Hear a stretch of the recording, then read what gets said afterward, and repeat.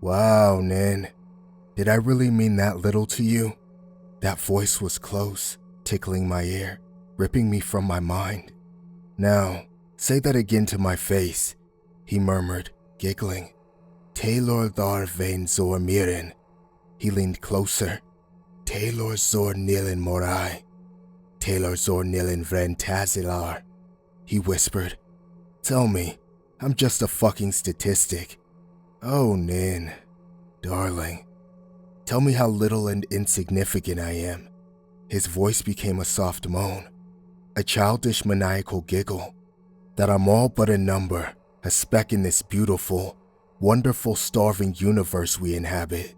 The memory warped into nothing, and I was left strangled by my own scream and tangled with my younger self's voice. I had a brother. I couldn't stop another screech clawing from my throat. This time, it was agonizing, crying out for him. Jonas, how did I forget my own brother? It's okay. That same voice continued, louder, cutting through the silence, entangling with the sharp pants. His voice was soothing, mimicking water, almost a melody. Everything's going to be okay. Rowan, all of me felt wrong, twisted and contorted, my arms dead weights beside me. But his low murmur was enough to choke the screams at the back of my throat. My screech for a brother I didn't remember. I found my voice, raw and scratchy, spluttering blood. Rowan? I lost myself in sobs. I had a brother. I thought dizzily. I had a brother. Did the moon take him away too? Something snapped inside me. My veins were on fire. When I lunged into a sitting position, I was suddenly yanked back by a Velcro strap pinning me to a table. I could hear my housemate, but I couldn't see him. Rowan, get me out of here, I whispered, my body in fight or flight. I tugged against the restraints, but they were still pinning me down. Rowan was nowhere to be seen, and yet his voice was so close, rooted in my skull. Bolivia House's basement was lit up in candlelight. I could make out blurs of warm orange dancing in the dark. I am. His voice dropped into his usual sour tone. I still couldn't see him, my gaze glued to one particular candle set up on the concrete steps. Geez, Nin, give me a sec. Rowan? I gritted out, swallowing a cry. Where are you? Footsteps. Slow, like they were dragging themselves. I flinched when ice-cold fingers tiptoed across my forehead. I'm right here, he hummed. I could see his shadow looming over me, his face swamped in darkness. His fingers continued, tiptoeing down my face, my neck, and then to my bound wrists. I pulled at them again, ready to jump up, but I was still pinned down. And then I remembered what state I left Rowan Beck in. He tried to escape his fate as a king, and his head had been ripped off by Kaz Delacruz, now a brainwashed foot soldier. The cult woman's final words were in order for my housemate to be re-educated. Maggots filled my throat, writhing in the back of my mouth. You got free, I said, pulling at my restraints. His footsteps quickened into a sort of dance, parading around my bed. Sort of. So, untie me, I spat. The silhouette paused in its manic dance before I sensed him creep closer. So close, his breath on my face, his lips nibbling my ear. First, I have a question. I had one my own. Where are Cass and Imogen? I demanded. They're not here right now. Rowan answered in a tone that was not him. It was cruel and methodical, and yet kept his snark. So, do you want to start? I managed to sit up, and I felt his cold hand shoving me back down. Start what? I flinched when he got too close again, his hair tickling my cheek. Rowan hung upside down, a shadow with no face. You know what's funny? He murmured, blowing in my face. She showed me everything I wanted to see. My first actual death. It was everything I ever wanted it to be. He laughed, and it wasn't his usual sarcastic chuckle. It was hysteria, like he was mad. I didn't have to see his face to know something had become undone in him, likely influenced by the light inside his head. I could feel him vibrating with excitement, humming with adrenaline. I tried to pull away from him, only for his fingers to wrap around my ponytail, yanking my head back. I had to bite back a shriek when he forcibly turned my head towards a single beam of moonlight, scorching my cheek. He chuckled, his lips finding my neck, pressing light kisses that became bites, breaking the skin. He lapped up my blood greedily, his words bleeding into the exact dripping water language I was taught. "So friend Liren, al tiren," he muttered, lifting his shadowy head. I still couldn't see his face. I just had one request in return. I caught the glint of silver wrapped around his fingers, following the beam of light that slowly revealed his identity, pulling my housemate from the shadow at last, or more accurately, a hollowed-out shell bearing his face. The king was finally wearing his crown, drenched in red, ragged strips of clothing hanging from his mostly naked body, jagged bone adorning his curls. This time, the cutting prongs from the child's skull fit him perfectly, drawing beads of thick red that ran down his pale skin. And somehow, it suited him, because Rowan wasn't human anymore. He wasn't Rowan either. The moon made it clear, already dripping into my brain. I had to address him in both voice and thought, as king. The king's skin undulated, twitching like it was alive. He had transformed. I could see old skin shedding, his bones still misshapen and wrong, shuddering under his weight. The transformation into a beast had drained all the color, all of the lingering humanity he had been so desperately clung to. It was gone. I could see the madness he'd been brought to. Complete, unbridled insanity, alive in every contortion of his expression, quirking lips and bouncing eyebrows. Whatever had been done to him wasn't like Kaz or Imogen, who underwent simple brainwashing, influencing their mind to think like the cult. His energy was darker, hollowing out everything that he was. Whatever had stolen his mind was cruel and unforgiving, and it was evident in his sinister smile, his wide and yet empty eyes. It was more of a mockery of him, a celestial king wearing my housemate's face with moonlit eyes that almost swallowed his pupils whole. When he tilted his head, his lips curled into a grin, revealing elongated teeth jutting out from his gums. He leaned close, his breath tickling my lips. Every part of him was her. His face splintered, eyes lit up, bleeding pure scorching moonlight. She was right there, streaming from his mouth, her own language already filling his head. "Vedar viska, sortanir," the king muttered, every word trickling from his tongue, a melody entwining each syllable. I felt his fingertips bleeding her light, dancing across the back of my skull before my body jolted, a raw screech ripping from my lips. I barely sensed the knife go in, protruding through my skull.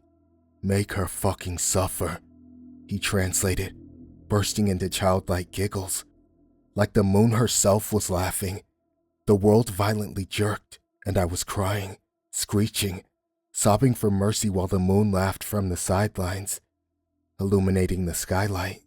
Each fractured beam carved a semicircle of light across my face.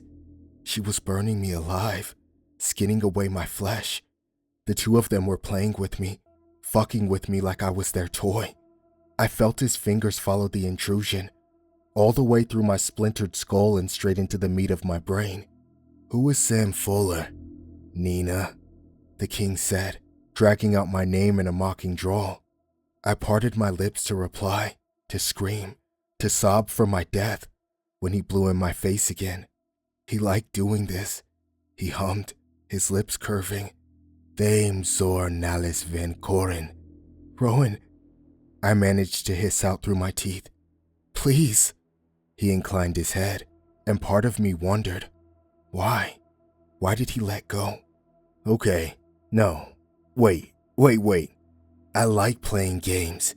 I like playing with you, Nin, who labeled me an insignificant nothing, a statistic who wouldn't even be missed." He laughed, His voice thundered, enveloped in her, in whatever king status she had granted him. The candlelight flickered out, and I was left with his shadow bathed in her glow. He leaned in, wiggling his eyebrows. I could still feel his fingers, invasive and wrong, clawing the tangled words from my throat. Tell me, who is Sam Fuller to you? His question took me off guard, an answer pouring from my lips. Before I could hit the sound barrier, however, something yanked me back. The king's cruel smile blurred in and out of view.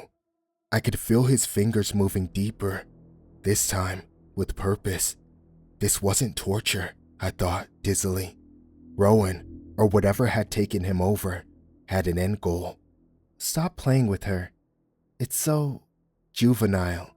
The voice was familiar, a breath of fresh air. Imogen. Imogen. I found myself gasping for breath, sobbing her name. I glimpsed her standing in the corner. She was so beautiful, so terrifying, no longer resembling a human. Imogen was half transformed, her body already viciously contorted into a half-human, half-beast. Immy, get me out of here. Another shadow loomed over me. Kaz, smiling. His grin was grotesque, entrails caught in his teeth. You're a fool. The two spoke as one, their laughter bouncing off each other. Kaz burst into laughter, parading around my bed. He began to chant, Vaelrin Morin, Vaelrin Morin, Vaelrin Morin. Rowan's expression twitched. He was irritated. Leave, the king ordered, his voice dropping into a territorial growl. She's mine. Kaz's eyes darkened, his smile splitting into a grimace. Ours, he snarled before grabbing Imogen and stalking away. Zoran, with dark eyes, clawed fingernails twitching into a fist. The king watched them trail back up the stairs, cloaks made of human flesh trailing behind them. When the door slammed shut, he turned back to me. Sam Fuller, he repeated, and I found myself repeating his words in a sharp cry. Sam Fuller. Sam Fuller. Who is he to you? He sighed, excelling in my face. Dame Zorin Valin. His voice was a trap, sweet and melodic, but I fell for it, and the language. Now that he was prodding on my brain, forcing his way through my memories, it started to splinter into clarity, into words that were familiar, that felt like water cupped in my hands. So beautiful, yet agonizing. He's a friend, I managed to cry out, my words ripping through a screech. The king inclined his head, one brow raised. He seemed to enjoy torturing me, dancing around my bed. Okay, but really, he pushed. Who is Sam Fuller? Come on, Nin, play my game. His lips found my ear once again. Go on, tell me about your best friend, and maybe I'll think about giving you a reward.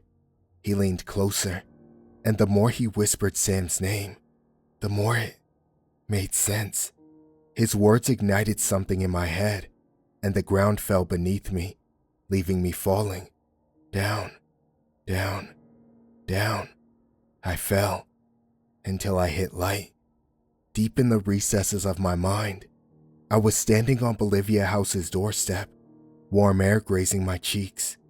In front of me stood a sandy-haired boy with wide eyes, dressed in a leather jacket and jeans. Oh, hey, he said, holding up a hand in a wave. His accent was different, Australian. I'm Kaz's boyfriend Sam. He nodded, shifting uncomfortably. I haven't seen him for a while, like since last Friday, and he's not replying to my text. He's fine, I said, smiling widely. Behind me, Charlie Delacruz, also Kaz, was extremely close to toppling off the chair he was strapped to, Rowan and Imogen muffling under their duct tape gags. Sam! Kaz was muffled screaming. Sam, get fucking help! Until this boy showed up.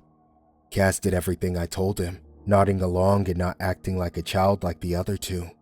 He even listened to me try and give my reasons for doing this, that he was part of something beautiful, magical, and his sacrifice would paint the world in light.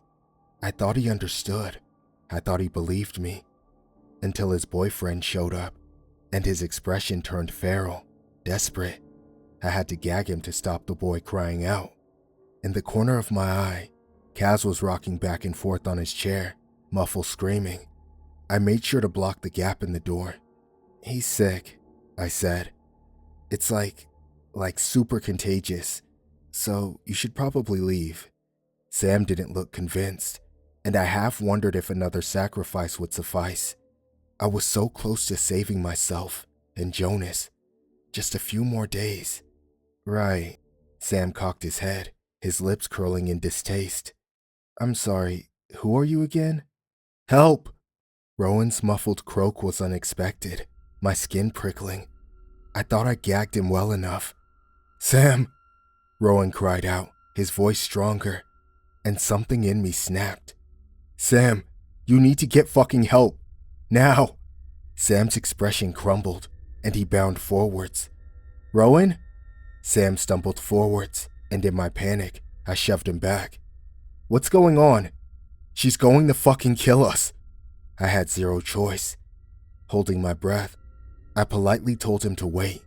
I closed the door, twisted around, grabbing my gun, untied Rowan, and dragged him to the door. Not before grabbing a jacket and throwing it over his shoulders, specifically to hide the markings I had sculpted into his flesh.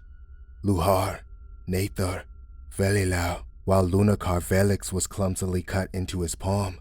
Finally, the seal across his heart. I found a pair of gloves and, ignoring his raised eyebrow, forced them onto his hands. I made sure to stick the revolver in his back, sliding it down the curve of his spine. I felt his shiver, muffling his shriek with my hand. "Talk to Sam," I murmured in his ear, forcing him to turn around by the scruff of his shirt, gesturing to Kaz and Imogen. "If you say anything, I will fucking kill them." "But you won't." He muffled into my hand, meeting my gaze, his eyes challenging. He was right. I wasn't going to shoot them. So, I ran the barrel of the gun under his jacket, all the way up the flesh of his back, and into the back of his neck. Jonas's survival pushed me to go one step further, teasing the trigger. This time, Rowan flinched, his expression hardening. I repeated my words, emphasizing each one with a sharp prod. "Talk to Sam." When he didn't respond, panting into my palm, I dug the gun deeper. "Not if you understand." Rowan straightened up, brushing away my hand with a snort. "Aye, aye, Captain," he breathed, before opening the door, fashioning a grin.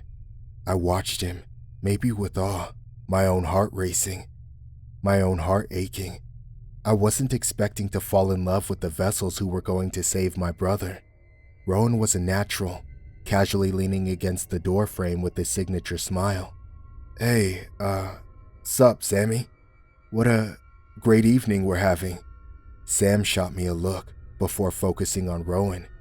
"Dude, what the fuck are you wearing?" Sam's words were directed at Rowan's jacket slung over his bare torso. Rowan didn't seem to notice himself, offering a shrug. "What can I say? We may or may not be playing Naked Cluedo right now, so you're kinda here at the wrong time." He turned to me. "Or maybe right time? Well, if it was the wrong time, we would definitely ask you to join in on our game of Naked Cluedo." "You said you needed help?" Sam said. "Rowan, are you fucking on something?" Yes." Rowan winked. "Life." Sam stepped back. "Okay, look, if you're in trouble, I can help you." I caught the curl in Rowan's lip, like he was going to cry out again, but he didn't. Rowan rolled his eyes, and his laugh was real and natural. He even nudged me, like I was part of them, like I was in their family. "I was fucking with you, Sammy. We're all kinda drunk right now, so don't take anything we say seriously, alright?" He winked again. "Naked Cluedo is getting spicy, so we shall bid you adieu." He was a good actor. Part of me hated what I had become. In my desperation to find vessels for our mother, I hadn't expected to grow close to the Bolivia house residents. I had spent the better half of my late teenage years trapped in a cult, and for the first time in so long, I knew what family dinners tasted like. Veggie lasagna, spaghetti, casserole, burned apple pie when Rowan tried cooking. I knew what board game nights looked like, arguments over cereal, movie nights and laughter. I knew the warmth of a bed, the boiling heat of a shower, and the comfort of people who cared about one another. I finally knew what it was like to have a family. It was easy to insert myself into their dynamic, initially, but I didn't realize just who I was fucking with. From my notes, I only knew minimal information about the Bolivia house residents. They were students, early 20s, and out-of-towners, which made them perfect sacrifices. I played the role of a student applying for a room, and I was almost in instantly. First impressions.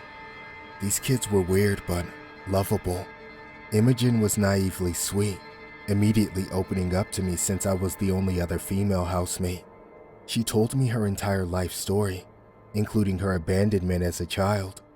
I should have used that against her, but I opened up about my own childhood.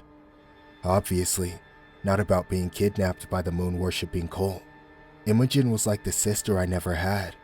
Kaz, like a big brother, who I could talk to about everything and not feel embarrassed or awkward. He was the mom of the house. I mentioned in passing that I liked apples. The next day, I walked into the kitchen to find him with a grocery bag full of fruit. He didn't open up much, only when he was high. But when he did, it was the most out-of-pocket shit I had ever heard. Charlie Delacruz came from a well-known family in his hometown, and according to Kaz himself, winking at me, the family business wasn't exactly legal. However, due to Kaz's parents' refusal to accept his relationships, he wasn't a fan of them, only visiting on the holidays. Sacrificing the son of an infamous crime family wouldn't be ideal. But Charlie, like his housemates, really was the perfect candidate. Finally, the housemate I found myself unable to keep away from, Rowan Beck, had a problem with me the second we met, and I wondered if he was suspicious. But no. I caught his glare when I was laughing with Kaz. He was scared I was stealing his roommates, which was adorable. Initially, he only communicated with rolled eyes and sly glances he thought I wasn't noticing. But the more we were alone together, I understood why the other two seemed smitten with him. He was funny. Not intentionally funny, of course. His pretentious attitude and chronic clumsiness, walking into everything, made him a clown. But he was kind. He was sweet. I found myself laughing for the first time in so long, and part of me already knew, from the second I met Rowan, I was going to fall for him. I knew. In another faraway universe, I fell in love with his dumbass. He was the tiniest glimmer of sunlight in this painful facade of life I'd built. Even if that ray of sunshine was a pretentious know-it-all I wanted to push into a ravine. And I did fall for him, annoyingly. It was only when Jonas called me, screaming that he was being put forth on the altar at the next full moon, that I found myself snap altogether, coming apart completely. But I couldn't deny the feelings I had for the boy whose heart I was supposed to carve out. I did things I regretted, but knew were necessary. I seduced Rowan Beck, leading him into my bed and drugging him before tying him to the others in the lounge. He trusted me with his thoughts, all of our intimate moments. The morning after, I dragged him from my bed, threatening him with a gun I promised myself I would only use in an emergency. Whatever fairy tale I'd built with these strangers was over, I told myself. I followed my brother's instructions, imprisoning the Bolivia house residents, readying them for sacrifice. I sliced her words into his skin. I told him the language I had carved into his arms was beautiful, and I promised he would fall for her too. I prodded each symbol, still bleeding, sharp beads of red running down his skin. His blood was her life force, his body, her canvas. I told him that, drawing constellations inside the pooling scarlet, just like my mom taught me. But he just lurched back like he was scared of me, violently straining against the ropes tangled around his wrist. It was pathetic. He was pathetic for actually falling for my ploy, and I was pathetic for falling harder. But watching Rowan wear a mask so effortlessly, smiling through the agony I had carved over his heart, my heart mourned for what could have been. Sam was quickly becoming a liability. He didn't believe Rowan's lies. Okay, he folded his arms. So, how about I talk to Kaz? He's sick. Rowan pretended to cough. COVID. Rowan had gone from a Golden Globe performance to a children's actor. No, I caught his side eye. He was calculating. This was fucking clever. His bad acting was on purpose. He doesn't want to talk to you, I spoke up, stabbing my gun harder into Rowan's back. I heard the breath leave his lungs in a sharp gasp. He sent me a look, but I was still speaking, the words dripping from my mouth like puke. I was glad I'd gone through their phones, highlighting texts from loved ones. Sam and Kaz hadn't spoken in a week, and the last text Charlie Delacruz had sent was, "Fuck off, Sam. He never wants to see you again," I said. "Get lost." I slammed the door on his face before he could reply. "Harsh," Rowan muttered, when I forced him onto his chair, tying his wrists together. Kaz muffled something, and I ripped off his tape. "What did you say to him?" he demanded in a hiss. I told him you never want to see him again. I had to swallow the growing lump in my throat. Kaz ducked his head, and I refused to admit he was crying. I looked away, before I could choke on my tongue trying to apologize. "You're an evil bitch," Imogen whimpered as I replaced her gag with fresh tape. "But it's true," I said, stilling my voice and avoiding Rowan's glare. I bent in front of Rowan, tearing off a fresh strip of tape and pressing it promptly over his mouth. "So, you are in a cult," he muffled. "Well, what do you know? I was right." Kaz was losing his patience with Rowan very slowly. "Rowan, listen to me very carefully," he grumbled. "We have known she's a cultist since she brought us down here and tied us up." I could hear his saliva bouncing off the tape with every spit. "Shut the fuck up. You can't argue with crazy, and she's nuts." I ignored him. "When I offer you to the moon, you won't be coming back, so I did you a favor and told your boyfriend not to bother." "How generous," Kaz muttered, mocking my voice. Loosening their restraints, I stroked my fingers over the words I had carved into Imogen's neck, Kaz's shoulder, and Rowan's right arm. "I promise you," I said, forcing a grin. I ran my hand over the words I'd sliced into Rowan's bare chest. "Alex, for Jonas. It won't hurt." I ran my fingers through Rowan's hair, willing myself to believe my own words. He didn't move, paralyzed, gasping through the duct tape gag. "I'll make sure it doesn't. I'll make it quick." "You don't have to do this," Rowan whispered when I tightened his ropes. "If you're in trouble, if some psycho is making you do this, we can help you." His voice broke into a sob. "We're your friends," he whispered. "Remember that." I shook off his words, holding my tongue. "Well, I'm excited," I said, forcing a wide grin. Kneeling in front of him, I cradled his cheeks and wiped away his tears. "I can't wait for you to be our king." I nodded to Kaz and Imogen. And of course, a court can't be complete without a queen and a trickster. When neither of them responded, Imogen bursting into sobs, I held up Kaz's phone with a forced smile. "Now, you'll need to eat in order for your bodies and hearts to be healthy. For Jonas," I kept telling myself, willing my hand to stop shaking. "Who wants pizza?"